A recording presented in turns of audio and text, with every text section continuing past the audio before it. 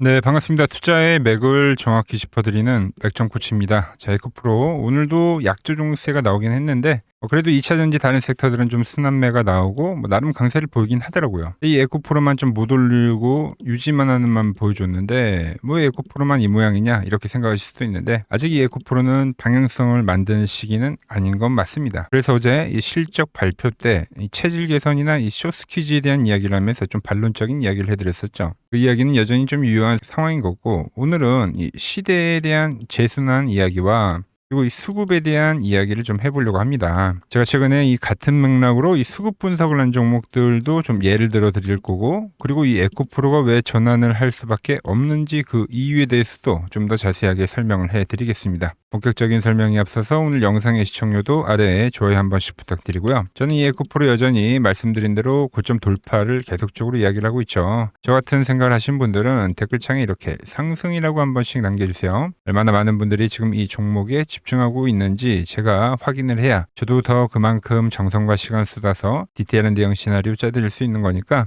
지금 바로 좋아요 댓글 한 번씩 달아주시면 정말 감사하겠습니다. 설명이 어서 일단 어제 이야기를 잠깐 해보자면, 자, 여기서 지금 못 가는 거는 지금 이 에코프로가 여전히 이 전기차에 대한 성향이 지금도 세요, 여러분들.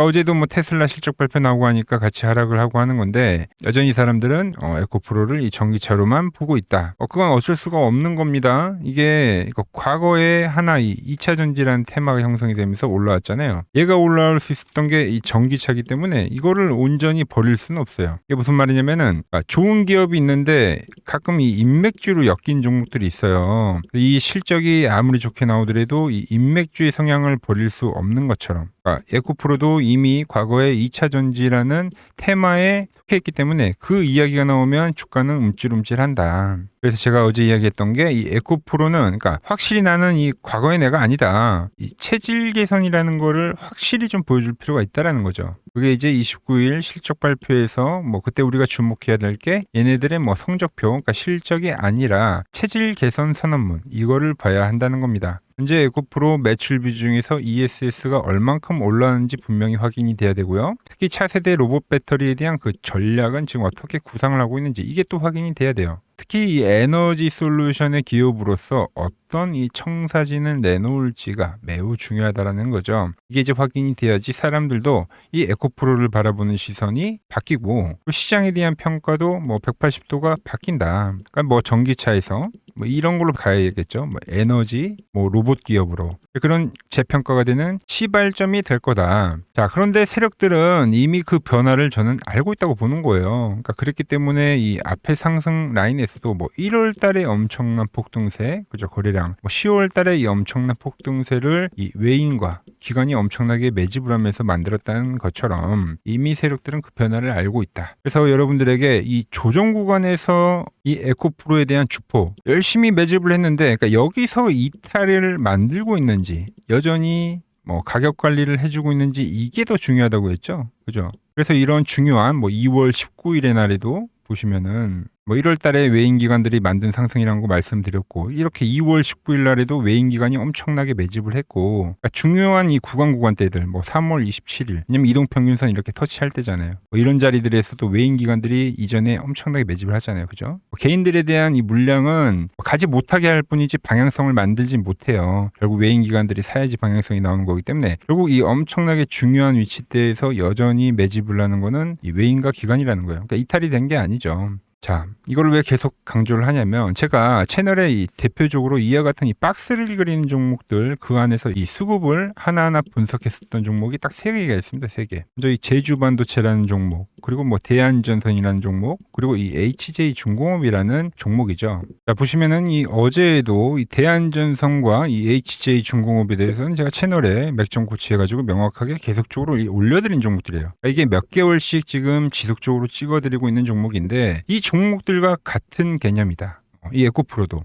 좀 예를 들어 볼게요. 보시면 먼저 이 제주반도체도 똑같아요. 자, 이 1월 달에 엄청난 강한 상승을 만들었던 종목이에요. 그죠? 그리고 나서 아주 지루한 행보를 만듭니다. 그러니까 얘도 수급을 분석을 다 해드렸지만 이때 주포들은 누구였다? 이 외인과 기관이었어요. 똑같이. 특히 이 고점을 만드는 것까지도 이 외인들이 엄청나게 매수를 했단 말이에요. 그렇다고 바로 올라가냐? 그게 아닙니다. 지루한 조정을 만들고 한번 이 저점까지도 깨버린 다음에 그 다음에 점진적 상승을 만들면서 이렇게 급등을 만드는 거죠, 여러분들. 고가에 대한 돌파, 뭐 박스권에 대한 이야기를 하면서 고가 돌파 이야기인데 그게 나온 겁니다. 자, 대한전선 역시도 마찬가지로 이 1월 달에 주도적으로 올라왔던 전력 업종 중에 하나인데 뭐 조정이 나고 나서 이 지루한 횡보를 만들어요. 그러니까 이 구간에서 누가 매수를 했냐 이겁니다. 이 종목 역시도 엄청나게 이 기관과 외인들이 지속적으로 박스하던 에서 매집을 하면서 현재에 대한 고가 돌파를 만들었다는 거죠. 뭐 HJ중공업도 마찬가지죠. 그러니까 이 조정에 대한 형태가 대부분 다 똑같다는 거예요. 아주 지루한 박스권을 만들고 얘는 이제 고점 돌파를 시도를 하는 거죠. 자, 바로 이 종목들의 공통점이 다 뭐예요? 지독한 박스권에서 엄청난 흔들기를 거치고 그리고 나서 올라갔다. 그러니까 세력들이 그냥 올리진 않았다는 거죠. 이 개인 투자자들의 진을 엄청나게 다 빼놓고 이제 안 가나 보다 하고 던질 때 그때 물량을 다 받고 뛰어 올리는 겁니다. 자, 그리고 이 세 종목의 특징이 뭐냐면 다 시장을 전부 주도했었던 시장 주도주예요. 전부 뭐 1월 달이나 뭐 이럴 때 수급 들어올 때 있잖아요. 그러니까 강세를 보였었던 종목인 거죠. 너무 이 종목들에 대한 고가 돌파가 나오는 것들, 뭐 패턴이나 수급들, 너무 에코프로랑 데칼코만이지 않아요? 너무 똑같다는 거죠. 한번 보시면 이 에코프로도 마찬가지로 이 1월 달에 12월 달부터죠. 12월 달과 이 1월 달에 엄청난 폭등을 만들었을 때 이 외인 기관들이 어마어마하게 매집을 했습니다. 그리고 이 지루한 행보 구간에서도 말씀드렸다시피 뭐 이런 구간대에서 외인들이 계속적으로 매집을 하고 있죠. 그러니까 이미 얘네들은 물량 확보를 많이 해놨기 때문에 가격 관리가 쉽습니다. 그래서 이 저점만 지금 잘 지지를 해주면 돼요. 그러니까 굳이 지금 구간에서는 계속적으로 매수할 필요가 없다라는 거죠. 중요한 라인에서는 외인과 기관이 정말 귀신같이 지금도 매집을 하고 있다. 이 에코프로는 그리고 뭐 말씀드렸지만 특징이 뭐 시장에 대한 주도주여야 되고 뭐 이런 것들 제가 이야기를 했는데 에코프로는 누구예요, 여러분들? 시대를 대표하고 있죠, 오히려. 그러니까 코스닥을 상징을 하고 있잖아요, 지금. 이런 대장주들 이 중요한 자리에서 전부 매집을 해뒀는데 얘를 그냥 버리겠냐 이겁니다. 대한민국이 올라가면 뭐 삼성전자와 SK하이닉스가 가고 코스닥이 가려면 에코프로가 가야 되고, 그죠? 에코프로가 가려면 지금 현재 이 매집에 대한 에너지가 이제는 터져줘야 된다라는 거죠. 여기에 시장도 보시면 제가 어제도 말씀드렸죠. 코스닥은 박스에 대한 돌파를 하는 과정이라고. 어제 한번 눌리길래 그러니까 좀 더 눌렸다 가길 바랬는데 바로 오늘 또 이렇게 전고점까지도 올려치더라고요. 그리고 제가 여러분들에게 강조를 했던 건 코스닥이 신고점을 갱신을 하는 그 라인에서 에코프로가 더 탄력을 받을 확률이 크다고 했는데 지금 코스닥 시장 계속적으로 올라와 주고 있고 뭐 이미 에코프로도 이 20일 이동 평균선에서 안착을 마무리하고 그죠?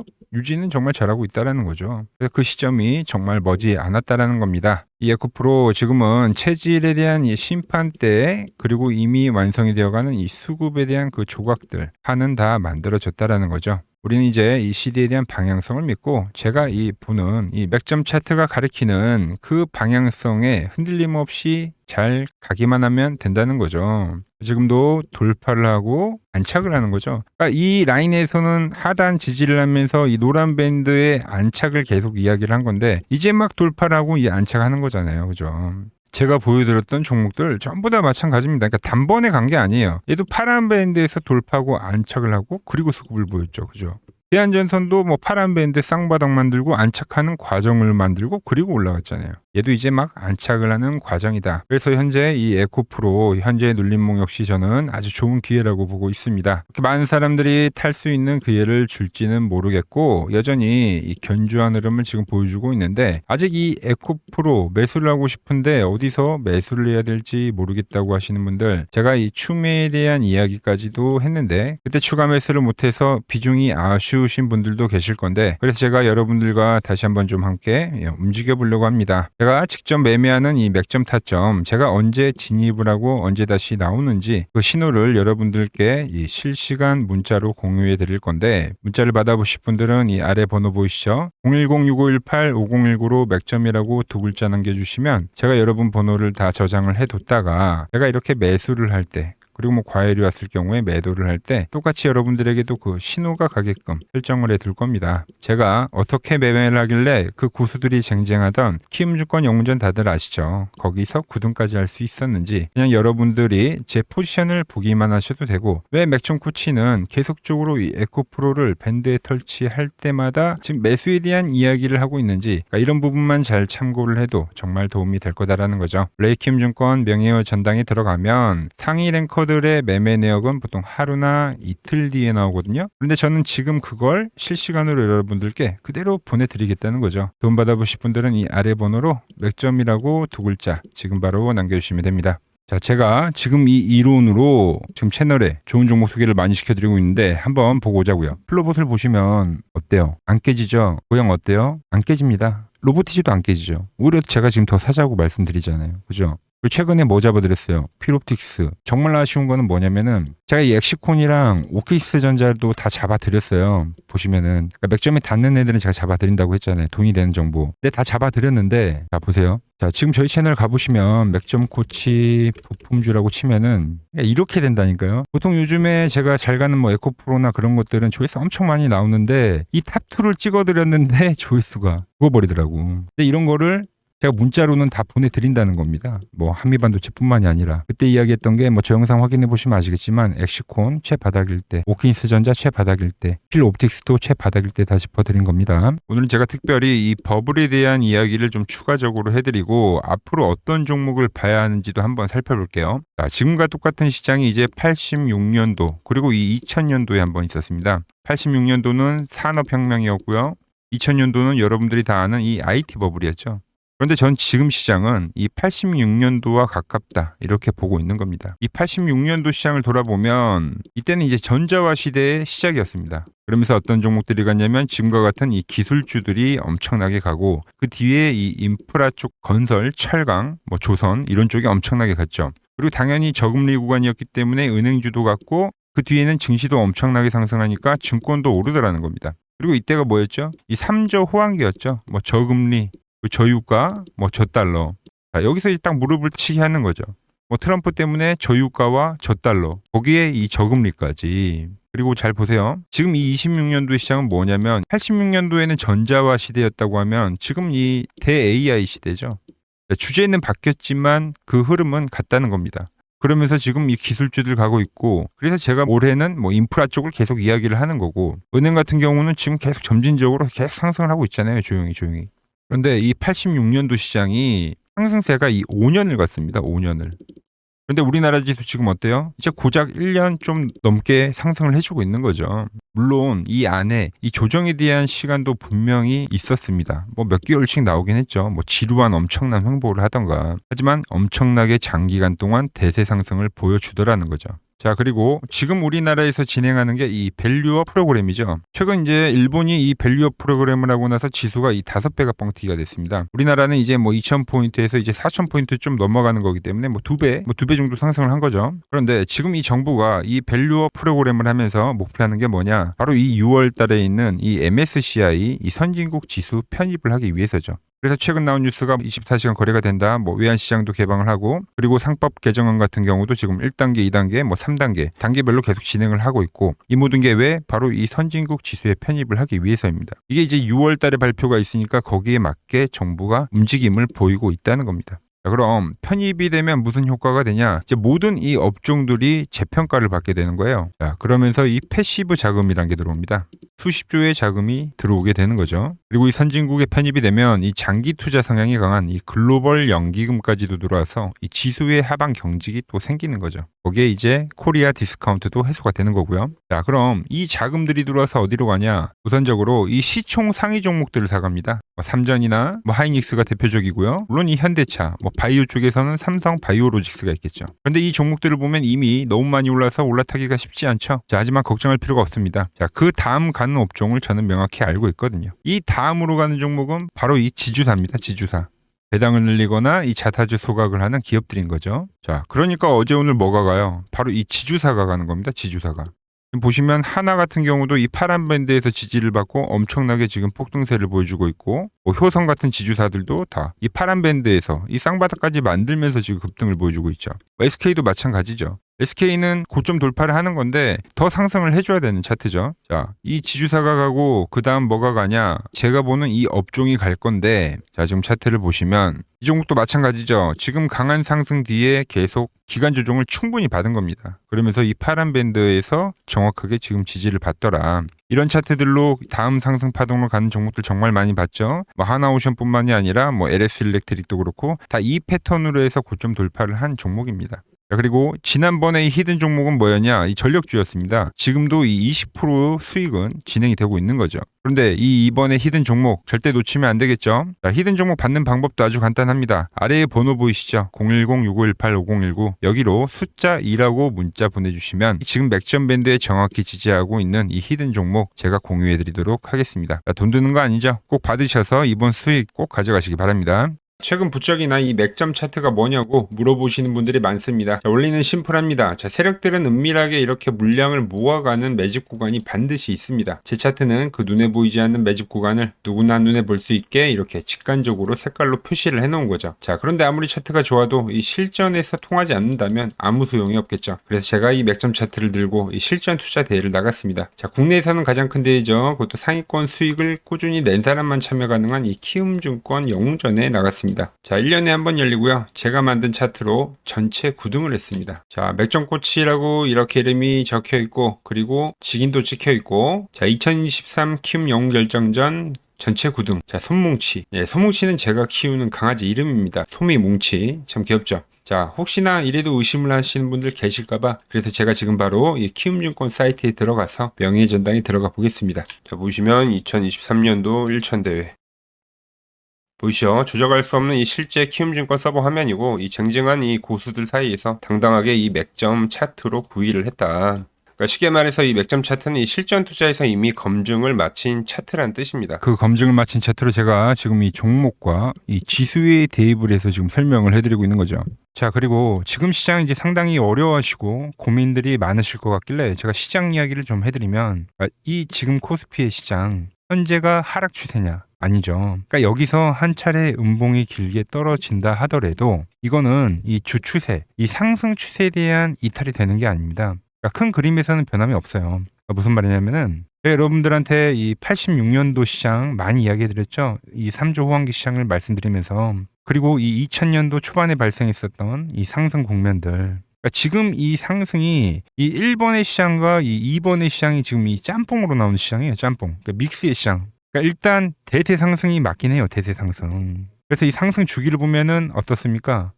5년 지금 연봉입니다. 대세 상승이 나오면 이 5년간 상승세가 발생하죠. 그러니까 정말 안 나온다 하더라도 3년 발생해요. 3년. 이때 정도. 자, 그런데 이제 지금 시장 1년 반 오른 겁니다. 그리고 이 1번의 상승 때와 2번의 상승 때와는 비교가 안 될 정도로 제일 강한 상승이에요, 지금. 자, 그리고 이렇게 이제 봤을 때 이 파동에 대한 시작점을 뭐 여기로 2025년도로 잡을 수가 있겠죠. 자, 그러면 보통 이러한 강세 파동은 제일 강했던 파동은 이 상승 파동에 대한 이 30%에 대한 눌림목을 받아요. 30%. 그래서 지금 4,994포인트, 즉 이 5,000포인트가 지지점이 된다는 거죠. 그러니까 일봉상으로도 그러니까 여기서 이제 정말 많이 깨진다 하더라도 어디냐면은 여기입니다. 여기. 정말 많이 깨진다 하더라도 이때 지켜줬던 이 가격대들. 그러니까 이 5,000포인트를 유지를 하면서 뭐 전환을 할 수도 있지만, 그러니까 살짝 깨고 뭐 신용이나 미수 물량들을 털기 위해서 뭐 살짝 깨고 반등이 나온다 하더라도 정말 이 자리는 상당히 의미가 있는 자리다. 수급으로 지켰던 가격대니까. 그러니까 지금 이 라인대를 매도로 보는 게 아니라 이 자리는 철저하게 우리가 이 분할 매수로 생각을 해야 되지, 그러니까 매도에 대한 자리로 보면 안 된다는 겁니다. 그러니까 지금 자리에서는 어디서 매수를 해갈지만 판단하면 된다는 거죠. 자, 그러면서 제가 여러분들에게 이야기했던 게 A, B, C 파동으로 진행이 된다라고 표현을 해드렸잖아요. 그죠? 근데 이 C 파동은 저점을 깨는 이 공포를 주는 파동이 될 수도 있고, 아니면 말 그대로 여기서 시간만 죽이고 이렇게 전환이 나올 수도 있는 거예요. 공포를 주는 파동이 나와도 말 그대로 그냥 여기서 전환을 해버리면, 왜 오늘도 60일선에 어쨌든 종가상 안착을 했으니까, 그러니까 여기서 그냥 전환을 하면은 정말 편한 거고, 공포에 대한 파동이 한 번 더 나오더라도 거기는 오히려 이제 극매수에 대한 자리가 되는 거죠. 극매수, 매수의 극점이요. 그러니까 이거를 좀 판단하기 어렵다고 하면은 그냥 이 구간을 철저하게 분할 매수로 여기면 된다. 그러면 이 현지에 대한 이 조정세가 극복이 가능하다는 겁니다. 그러면 언제 그랬냐는 듯이 조정 국면이 마무리가 되고 다시 시장은 본래 자리로 회귀를 한다는 겁니다. 특히 지금 구간의 특징이 뭐냐면 대부분의 종목들이 고점을 낮추면서 저점을 지키는 하나의 수렴의 형태로 빠지고 있어요. 수렴. 왜죠? 전쟁이라는 악재로, 그러니까 의도적으로 주가를 눌리는 거죠. 그러니까 의도적 눌림. 이게 이제 해소가 되는 국면에서에 대한 돌파, 시세 폭발, 그러니까 상승. 저는 그래서 이 패턴을 봤을 때 그러니까 이번 전쟁이 그렇게 길게 가지는 않는다는 거죠. 오히려 이때와 같은 공포가 만들어진다면 매수에 대한 마인드를 유지를 해야 된다. 제가 지금 이 시장을 한 사이클로 봤을 때는 지금 우리가 이렇게 3차 상승, 그러니까 3고점이 발생이 되면 한 사이클이 끝난다고 표현을 하잖아요. 지금 한 요 국면 정도 왔다는 거죠. 지금은 많이 오른 자리에서에 대한 조정이기 때문에 그러니까 변동성은 크지만 한 이 정도 국면에 와 있다. 이 다음 파동이 존재한다라는 이야기를 해드린 겁니다. 다음 파동이 더 나와줘야 돼요, 지금은. 그럴 때 이제 다시 뭐 반도체, 뭐 로봇, 뭐 2차 전지, 특히 최근에 강했던 이런 에너지나 바이오도 빼놓을 수가 없겠죠. 이런 기존 주도 섹터들, 그러니까 시총 상위 섹터들이 다시 이 순환매를 만들면서 시장을 이끌 거라고 지금 보고 있는 겁니다. 지금 시장이 이제 갈피를 잡기 힘들고 이 대응이 어렵다 하시는 분들 많으실 겁니다. 저 맥종코치와 함께 하신다면은 지금 이러한 이 큰 그림 안에서 이미 짜인 이 시나리오대로 움직일 수가 있다는 겁니다. 지금 같은 시기에 혼자 너무 고민하지 마시고 저와 함께 이 시장을 좀 잘 극복해 나가시길 바랍니다. 저와 끝까지 함께 가보실 분들은 이 아래 번호로 이렇게 맥점이라고 문자 한 통 남겨주시면 됩니다.